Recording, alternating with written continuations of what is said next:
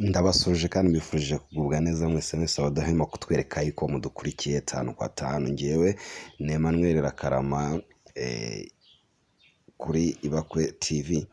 Tuba turi bubagezeho update. Iyi ni Rakarama Morning Vibes. Tuba tugiye kubagezaho update ziri gucicikana cyane, yaba ku mbuga nkoranyambaga, ku bitangazamakuru bitandukanye. Nk'ubu iyi ngiyi ni inkuru ya Igihe ivuga yuko Perezida Maduro yagejeje muri Amerika.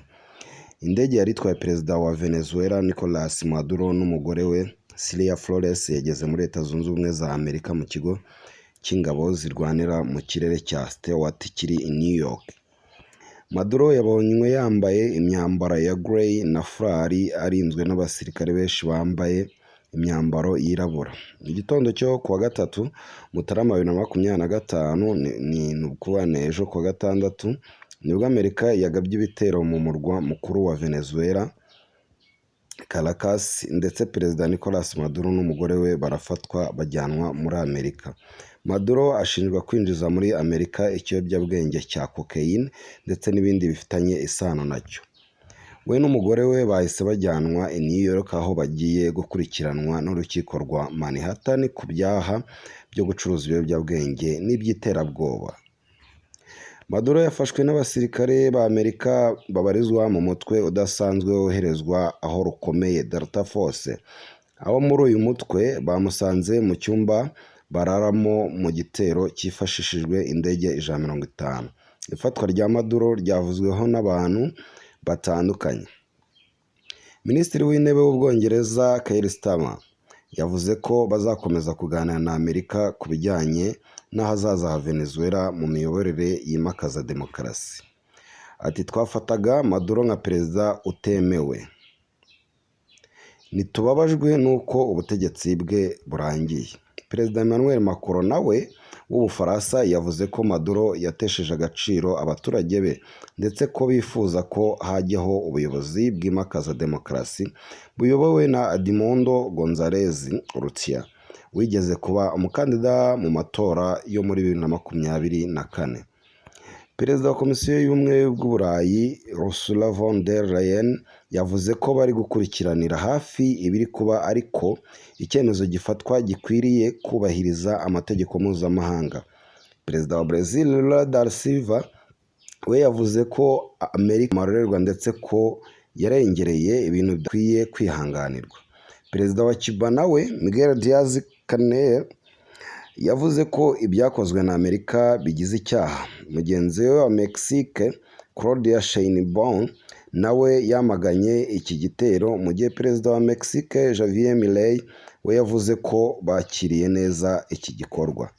Ati ubwigenge buratsinze harakabaho ubwigenge. Minisiteri y'Ububanyi n'Amahanga y'Ubushinwa yavuze ko bashenguwe cyane ibyo Amerika yakoze, ndetse bamaganye ikoreshwa ry'ingufu z'umurengera mu kwibasira ubusugire bw'ikindi gihugu, dore yuko Ubushinwa n'ubundi busanzwe budacana uwaka na Leta Zunze Ubumwe za Amerika. Unarebye n'abantu bakomeje gutangaho kometa benshi na benshi ni abantu n'ubundi bari kotre y'ubutegetsi bwa Amerika. Akenshi na kenshi bakomeza kubushinja yuko bukoresha umurengera mu gushaka kwihimura ku bantu runaka. Ugasanga nk'izo ndege 150 zose ni imitungo ya Amerika ibiri kwangirika. Ikindi bavogeye ubusugire bw'igihugu. Abo niko nyine babateraho kometi. Noneho twigire muri Israel. We rero Minisitiri w'Intebe wa Israel Benjamin Netanyahu we yagize ati komerezaho Perezida Trump, ubuyobozi bwawe bushikamye buhora bushishikajwe n'ubwigenge n'ubutabera. Nkuri ingofero icyemezo cyawe n'abasirikare bawe b'abanyamurava. Meya w'umujyi wa New York Maduro azaburishirizwamo Zohran Mamdan yamaganye ibyakozwe na Amerika, avuga ko ari ukutubahiriza amategeko mpuzamahanga.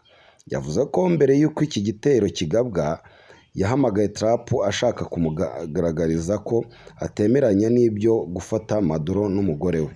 Ati nahamagaye perezida ndamuganiriza kugira ngo mubwire ko nashyigikiye iki gikorwa. nasobanuye ko nabishyigikiye pe kuko bigamije guhindura ubutegetsi kandi binyuranyije n'amategeko ya Leta Zunze Ubumwe za Amerika n'amategeko mpuzamahanga. Ngayo rero ibya Maduro rwose n'umugore we bishobora kuza kuvamo imvururu z'abantu batari bakeya, aho buri wese afite uko abyumva. Maduro n'ubundi utarugabwe wishimiye mu gihugu cye, ariko nta murozi ubura umukarabya. Nawe hari abamufanaga ndetse n'amahanga amwe n'amwe amushyigikiye. Rero tubitega amaso tuzabe tureba iryo buranishwa rye uko rizagenda. Njye ni Emmanuel Irakarama kuri Ibakwe TV, ikiganiro cyobo ari Irakarama Morning Vibes. Ibiganiro byacu ni akagaruka cawo.